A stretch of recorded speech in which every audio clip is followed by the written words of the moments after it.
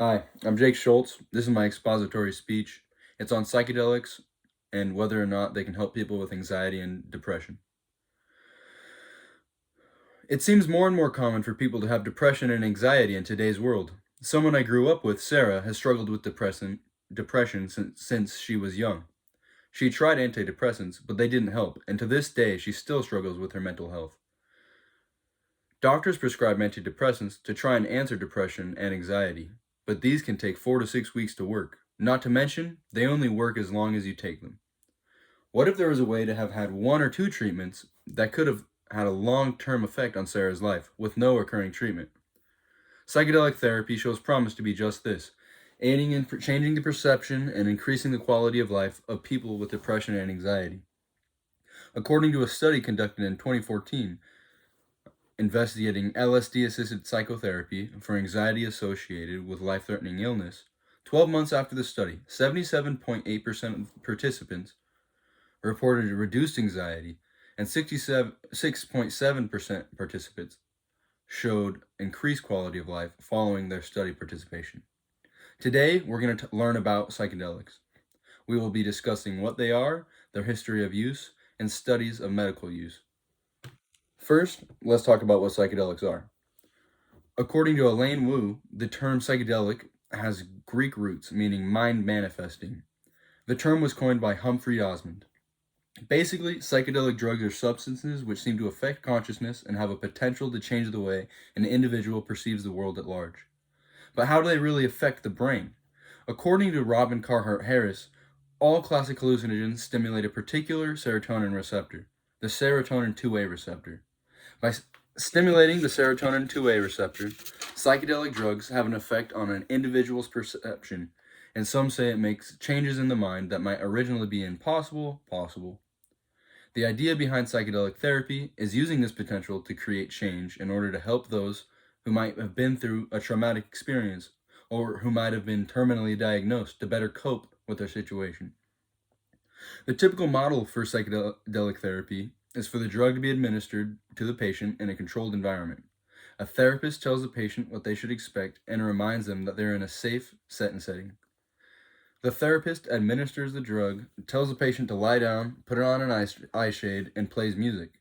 This experience is often reported as very powerful, and Tanya Lewis from scientificamerican.com says that after one study was conducted, more than 85% of the subjects reported that their psilocybin trip was one of the 5 most meaningful and spiritually significant experiences of their lives.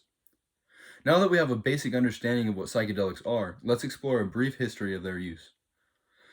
Psychedelics have a long history, but due to a few reasons are only recently being looked into for clinical use. According to Dr. Sessa, psychedelic plants have been used by non-Western cultures as a sacramental tool for thousands of years. They've been used by various cultures for different religious practices and traditions. According to Dr. Sessa, the clinical potential for LSD became apparent around the 1950s, with good success found in clinical trials using the drug. During this time, over 1,000 papers were written on the subject, and the results were overwhelmingly beneficial. However, LSD leaked from the scientific world, and the counterculture took it up as a recreational drug. This resulted in President Nixon making LSD illegal in 1966, with the rest of the world following suit. The result of the outlaw of LSD was that the majority of the medical research ground to a halt, and as a result, we lost decades of potential research. Since the end of the 1960s, the whole idea of psychedelics in medicine was almost completely forgotten, and all the work that was put in during the 1950s and 60s is as if it never happened.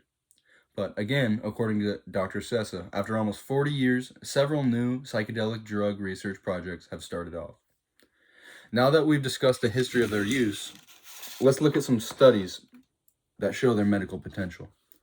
There are many studies that show promising results with various forms of psychedelic therapy. For example, Tanya Lewis reports that Matthew Johnson led a study in 2014 to show if psilocybin could help people quit smoking. This study followed a classic model for psychedelic therapy, which is when the participant lies on a couch and wears eye shades while listening to music, which we discussed earlier.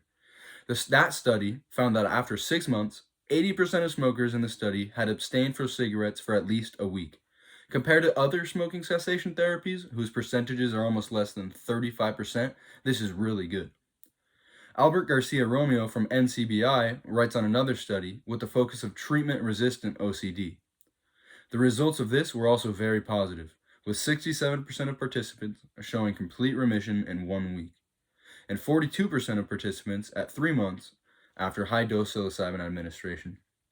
Hundreds of studies like these have taken place, and these statistics don't lie. It appears as though psychedelic therapy has huge potential to help those with depression and anxiety. Today, we learned about psychedelics. We talked about what they are, their history, and medical studies.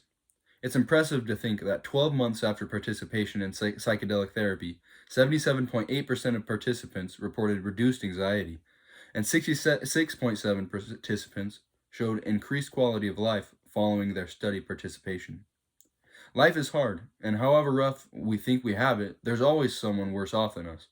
I don't know about you, but relying on taking a pill every day doesn't sound like a way that I would want to live my life.